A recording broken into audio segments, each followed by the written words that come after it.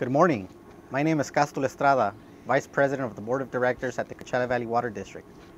With me here today is our good friend, our Assembly Member Eduardo Garcia, and we want to thank you for joining us today as we celebrate the pending completion of the Thermio Mutual Water Project, marking the transition of this community going from having been served by a private 50-year-old well to now being connected to our public water system here at the Coachella Valley.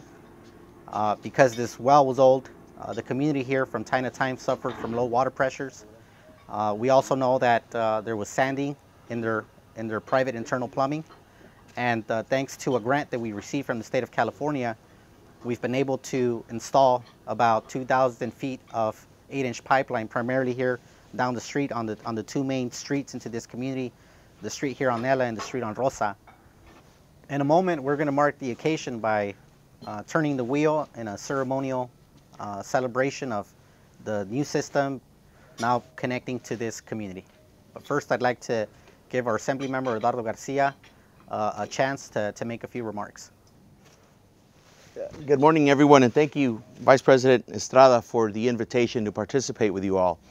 It's always great to be able to come to see a project firsthand that is connected to some of the legislative work that we've been doing together alongside many in our community, everything from nonprofit organizations to community residents. And so I'd like to thank you for your work, your leadership at Coachella Valley Water District, and the work of the infrastructure task force that you've established. Thank the rest of the board for supporting that vision and that mission that was established to be able to pursue these types of consolidation projects. It seems like it wasn't long ago where we were pushing legislation in Sacramento to ensure that consolidation funding was made available and safe clean drinking water was put at the forefront of our priorities as Californians, but making sure that that money came to our community was a priority for us.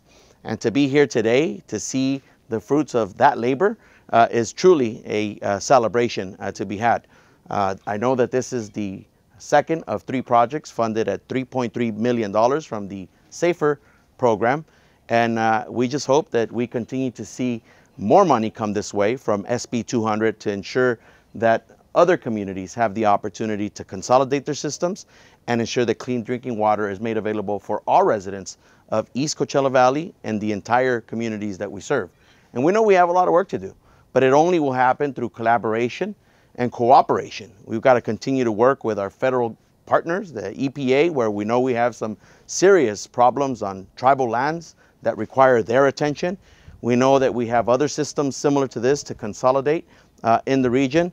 And of course, we know we have to continue to repair old infrastructure to ensure that clean drinking water is being received by all residents. But congratulations to Coachella Valley Water District, the task force that's made up of many community leaders and organizations. And thank you for your leadership on these projects for the Eastern Coachella Valley. Thank you, Assembly Member, for being here, and especially for all your work that you've done as it related to the SB 200 legislation up in Sacramento.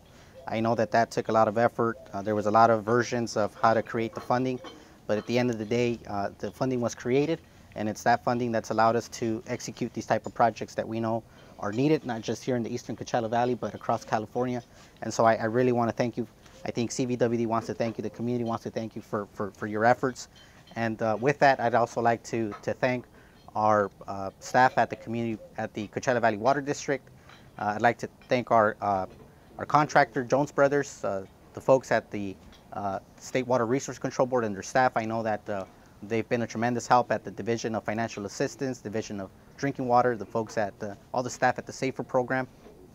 I'd like to thank our supervisor, Manuel Perez, and the many members of our Disadvantaged Infrastructure Task Force who will continue to advocate for more funding, and we know that with their help we're going to be able to do more and more of these projects. And so this project is yet another example of how collaborative effort can help us accomplish these projects. And so with that, we want to thank you, and we will see you soon. Thank you. Are we ready to go?